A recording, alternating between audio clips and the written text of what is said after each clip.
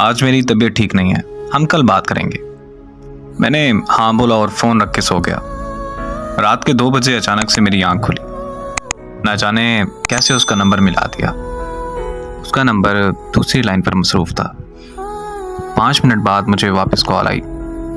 उसकी छोटी बहन बोली कि मोबाइल मेरे पास है और आप ही सो रही हैं। अगले दिन सुबह से शाम हो गई लेकिन उसने मुझसे रब्ता नहीं किया। मैंने दोबारा से कॉल की और देखा तो फिर से नंबर मसरूफ़ मिला आ रहा था।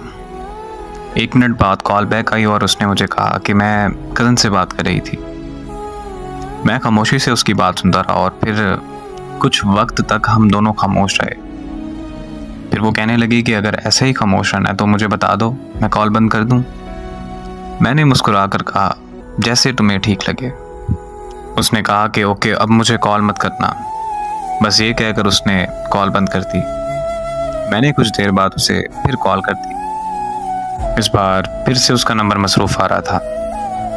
फिर उसने मेरी कॉल अटेंड की और वो बहुत खूब गुस्सा होने लग गई और मुझसे कहने लगी कि मेरी बात ध्यान से सुनो कि मैं अब तुमसे प्यार नहीं करती, मैं किसी और को पसंद करती हूँ।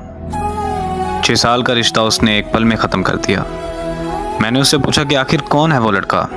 वो मुझसे कहने लगी, तुम होते कौन हो मेरी लाइफ में इंटरफेयर करने वाले। मैंने उससे कहा कि यार मैं तुमसे प्यार करता हूँ, तुम मुझे भूल गई। इतने में उसको किसी और की कॉल आई और उसने मेरी कॉल कट किए बगैर उसकी कॉल रिसीव कर ली। मैंने कॉल कट नहीं की। कुछ देर बाद उसने कॉन्फ्रेंस कॉल ले ली। कॉन्फ्रेंस कॉल में लड़का बोला कि हाँ भाई, तुम्हें क्या मसला है। तो मैंने कहा कि तुम होते कौन हो मुझसे ये पूछने वाले। तो वो मुझे कहने लगा कि ओ यार, कॉल कट करो और सो जाओ। तो साथ में ही वो बोली कि नहीं जान, ये ऐसे बात नहीं मानेगा, आप इस पागल को इग्नोर करें और मुझसे बात करें। तो वो लड़का बोला कि हाँ, मैं भी तो देखूं कि ये कब तक कॉल कट नहीं करता। मोहब्बत में सितम की मिसाल और क्या तुम है।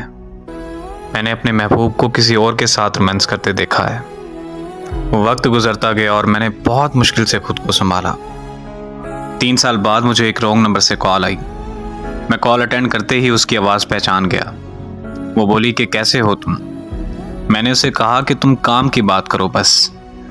तो कहने लगी कि तुम मुझसे अभी तक नाराज़ हो। मैं खामोश रहा और फिर पूछा उसने कि तुमने शादी कर ली। तो मैंने पूछा कि तुमने कर ली। तो वो बोली कि लोग जिस्म चाहते हैं, शादी कहाँ करते हैं लोग।